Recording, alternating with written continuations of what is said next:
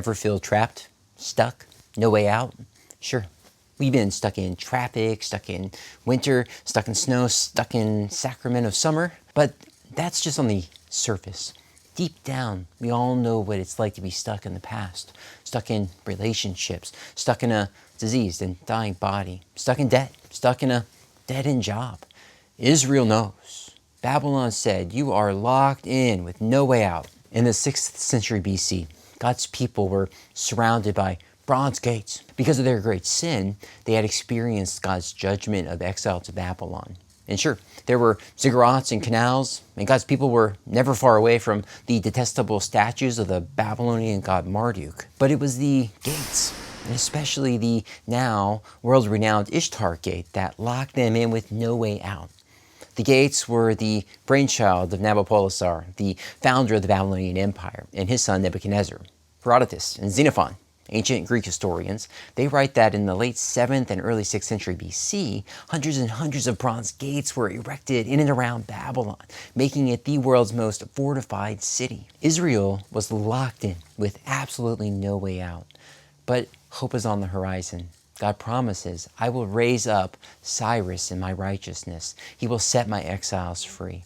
Cyrus is God's gate breaker. In 539 BC, Cyrus had to go up against Babylon and her gates. But when Cyrus surrounded this city and its citizens, rather than fight to the last man and attempt a Custer's last stand, they opened up the gates. Cyrus walked into the city with ease. To be sure, God's rescue is greater than we imagine, and it is more than we deserve.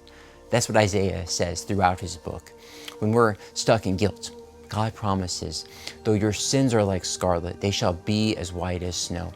When we feel buried in gloom and doom, He reminds us, "The people walking in darkness have seen a great light." When dryness and deadness stand in the way, the Lord turns the desert into pools of water and the parched ground into springs. When we are surrounded by obstacles, every valley shall be raised up, every mountain and hill made low. The rough ground shall become level, the rugged places a plain. When blindness and captivity and bondage stand in the way, God's servant comes to open eyes that are blind, to free captives from prison, and to release from the dungeon those who sit in darkness.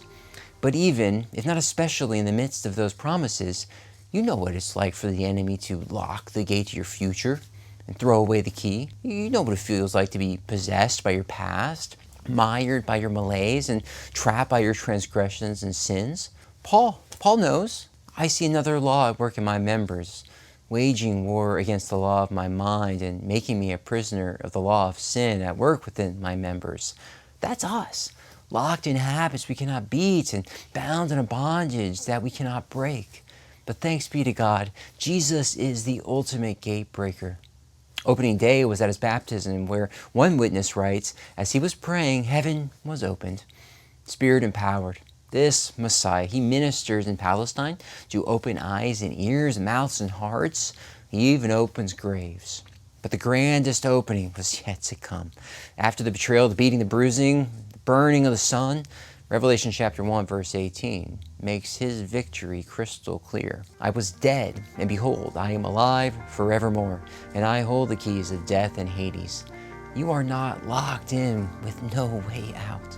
Jesus, he breaks down the gates of guilt and shame, hurt and pain. He breaks down gates that trap and torture and torment us, and the gates of hell that will never prevail against his shed blood, the baptismal power he gives us, or the mission of the Church of Jesus Christ. God's rescue, it is greater than we imagine and more than we could ever deserve. John chapter 8, verse 36 boldly proclaims, "If the Son sets you free, you are free indeed." So what do you do when you feel trapped by life and guilt and pain? Look to the Son. That's our Thursday Theological Thought for this week. I thank you so much for joining me. Christ's peace be with you.